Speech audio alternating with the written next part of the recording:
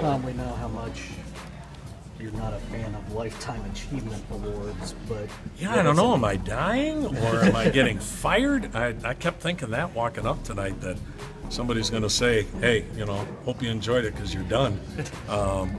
Yeah, I mean, guys, we're supposed to be working, and I'm the lucky one. I've got a job that I can't wait to get to every day. I mean, I grew up on a dairy farm. I mean, I'm not looking at the back end of a cow anymore.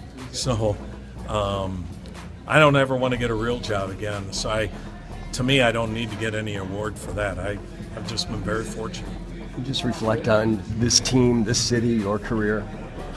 Well, one, it's hard to believe it's 25 years. We had a 2-month-old son when we got the job, and now we have 4 children, and 3 are in college or out, and 1 in high school.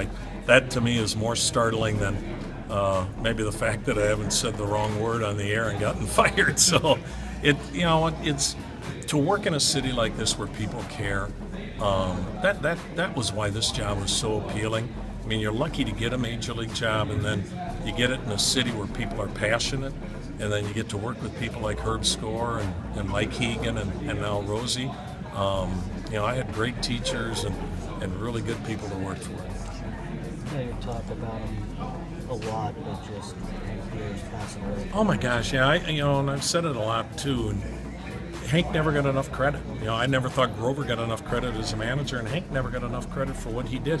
He's the one that had the foresight to bring in John Hart and Danny O'Dowd and Mark Shapiro, and Hank was the one that traded Joe Carter when it was very unpopular, and knew the only way this club could win is if you did it the right way with the draft, and that it was going to be 5 years before you saw dividends, but you can't get 3 years into it and panic. And yeah, he was a guy for me.